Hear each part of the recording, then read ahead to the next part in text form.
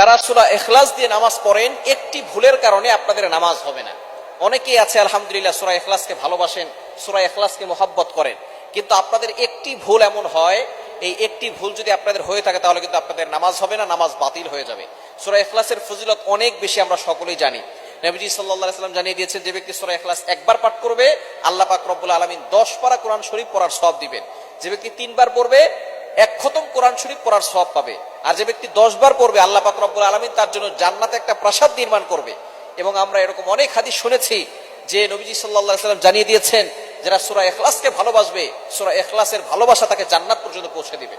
এক সাহাবী সব নামাজে সূরা ইখলাস পড়তেন, প্রত্যেক নামাজেই তার সূরা ইখলাস থাকতো। সাহাবাকে অভিযোগ করলেন, ইয়া রাসূলুল্লাহ, সে তো প্রত্যেক নামাজেই সে সূরা ইখলাস পড়ে। তাকে জিজ্ঞেস করা হলো, কেন তুমি সূরা ইখলাস পড়ো? তখন তিনি বলেছে, সূরা ইখলাসকে আমি ভালোবাসি, আমি আল্লাহকে মহব্বত করি। নবীজি সাল্লাল্লাহু আলাইহি ওয়াসাল্লাম জানিয়ে দিয়েছেন, এই সূরা ইখলাস তাকে জান্নাত পর্যন্ত পৌঁছে দিবে। সুতরাং সূরা ইখলাসের ফজিলত অনেক বেশি, কিন্তু আমরা অনেকেই সূরা ইখলাস পড়ি, কুল হুয়াল্লাহু আহাদ আল্লাহুস সামাদ লাম ইয়ালিদ ওয়া লাম ইউলাদ ওয়া লাম ইয়াকুল লাহু কুফুয়ান আহাদ। ছোট্ট সূরা, ফজিলত অনেক বেশি। এই কারণে আমরা অনেকেই সূরা ইখলাস দিয়ে নামাজ পড়ি, কিন্তু আমাদের একটা ভুলের কারণে নামাজ বাতিল হয়। সেটা কি? আমরা অনেকে কফের জায়গায় কাফ পড়ি।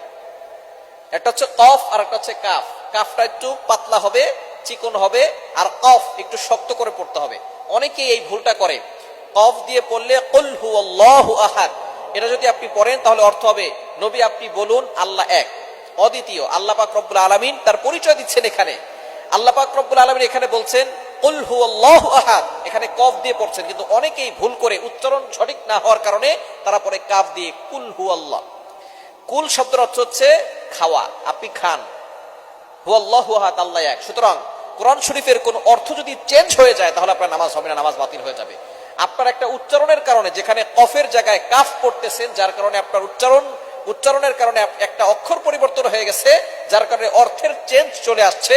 এরকম শুধু সূরা ইখলাসে নয়, পবিত্র কোরআনুল কারীমের যেখানেই আপনি যদি উচ্চারণ সঠিকভাবে না করেন তাহলে কিন্তু অর্থ চেঞ্জ হওয়ার সম্ভাবনা আছে, যার কারণে আপনার নামাজ বাতিল হয়ে যাবে। যেখানে আল্লাহ বলছেন কুল হুয়াল্লাহু আহাদ, আল্লাহ এক, নবী হে আপনি বলুন আল্লাহ এক, আল্লাহ অদ্বিতীয়, সেখানে যদি আপনি বলেন কুল হুয়াল্লাহু আহাদ তাহলে অর্থ হবে, নবী আপনি খান, আল্লাহ এক।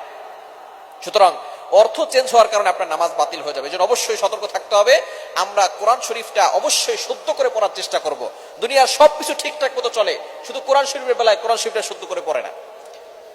আপনি কোরআন শরীফ সব না পারেন, যেই সূরাগুলো দিয়ে আপনি নামাজ পড়েন, ছোট ছোট সূরা, এগুলো তো আপনি শুদ্ধ করে পড়তে পারেন। অনেকে সূরা ফাতিহা শুদ্ধ করে পড়তে পারে না, অনেকে সূরা ইখলাস, সূরা ফালাক, সূরা নাস এগুলো শুদ্ধ করে পড়তে পারে না। যেগুলো দিয়ে নামাজ পড়ে সেগুলোই তার শুদ্ধ হয় না। আর নামাজ ভাঙের 1 নাম্বার কারণ হচ্ছে নামাজে অশুদ্ধ পড়া। সুতরাং নামাজে শুদ্ধ করে পড়তে হবে। যদি আপনার এই একটা ভুলের কারণে আপনি, অনেকেই সূরা ইখলাস দিয়ে ম্যাক্সিমাম সময় নামাজ পড়ে।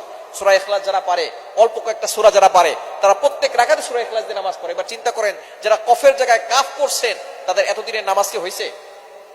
এজন্য অবশ্যই সতর্ক থাকবেন।